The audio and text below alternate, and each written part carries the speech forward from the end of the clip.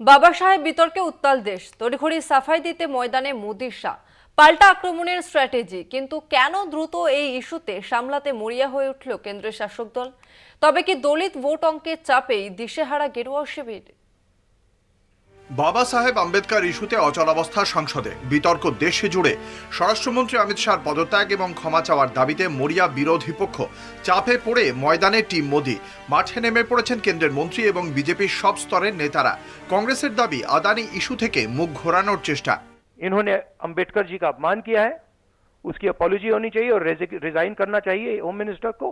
और जो मेन मुद्दा है जिसको ये मिटाना चाह रहे हैं, घुमाना चाह रहे हैं, मेन मुद्दा है कि नरेंद्र मोदी जी के मित्र अदानी जी के खिलाफ यूनाइटेड स्टेट्स में केस है, उनको वहां इंडाइट किया गया है और अदानी जी को नरेंद्र मोदी जी हिंदुस्तान बेच रहे हैं।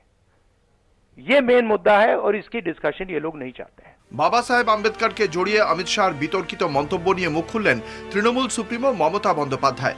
বাংলার মুখ্যমন্ত্রী বিজেপিকে বিঁধে বলছেন, ওদের মুখোশ খুলে গেল। 240 আসন পেয়েই এভাবে আম্বেদকরকে অসম্মান করছে। 400 আসন পেলে হয়তো বাবা সাহেবের সব অবদান ভুলে নতুন ইতিহাস লিখত। I'm shocked about the comments of Ambedkar, Baba Saheb Ambedkar. Earlier, I was shocked that 25th December, the day it was a national holiday, it was totally cancelled by the central government. Ambedkar ইস্যুতে বিপদ বাড়তে পারে বুঝে তড়িঘড়ি ময়দানে নেমে স্বয়ং প্রধানমন্ত্রী বুঝিয়ে দিয়েছেন, আম্বেদকর প্রশ্নে তাঁরা বিরোধীদের জায়গা ছাড়তে নারাজ। সাংবাদিক বৈঠক করে নিজের বক্তব্য ও অবস্থান স্পষ্ট করার চেষ্টা করেছেন অমিত শাহ। কিন্তু কেন আম্বেদকর ইস্যুতে বেফাঁস হয়েও পাল্টা আক্রমণ বা সতর্কতার পথে হাঁটছে বিজেপি? রাজনৈতিক মহল বলছে, ভোট ব্যাংকে দলিত শঙ্কা। বিজেপি নেতারা মানছেন, রাহুলের লাগাতার প্রচারের প্রভাব গত লোকসভা ভোটের ফলাফলে দেখা গিয়েছে। বিজেপি 400 আসনে জয়লাভের সংকল্প নিয়ে ময়দানে নামলেও তাদের আসন 303 থেকে কমে 250 নিচে নেমে গিয়েছে। 400 আসনে জিতে সরকার গড়তে পারলে মোদি সংবিধান সংশোধন করে দলিত আদিবাসীদের সংরক্ষণের সুবিধা কেড়ে নেবে বলে প্রচার করে কংগ্রেস। তাতেই বিজেপির 400 পারের স্বপ্ন ধূলিসাৎ হয়ে যায়। সেই কারণেই পদ্ম শিবির এবার আম্বেদকর ইস্যুতে সতর্ক।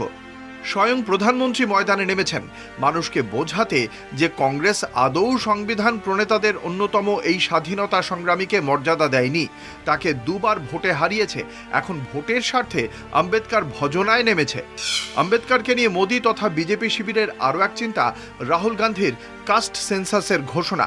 বিরোধী দলনেতা ঘোষণা করেছেন, কংগ্রেস ক্ষমতায় এলে জাতগণনায় প্রাপ্ত ফলের ভিত্তিতে নতুন করে সংরক্ষণের মানদণ্ড ঠিক করা হবে, সংবিধান সংশোধন করে বাড়ানো হবে সংরক্ষণের কোটা।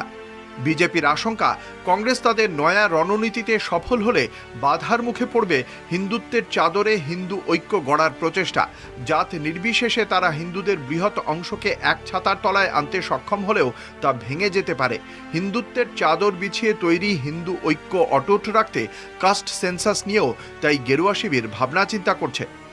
সব মিলিয়ে বিজেপি তাদের দলিত আদিবাসী ওবিসি ভোট ব্যাংক অটুট রাখতে আম্বেদকর নিয়ে দলের অবস্থান স্পষ্ট করতে মরিয়া। আম্বেদকর বিতর্কের জেরে কেন্দ্রের শাসকের মুখোশ খুলে গিয়েছে। দাবি করেছেন সংবিধান প্রণেতা বাবা সাহেবের পৌত্র প্রকাশ আম্বেদকর। বিজেপির দলিত বিরোধী চরিত্র অমিত শাহের কথায় প্রকাশ পেয়েছে বলে দাবি প্রকাশ আম্বেদকরের। কলকাতা টিভি।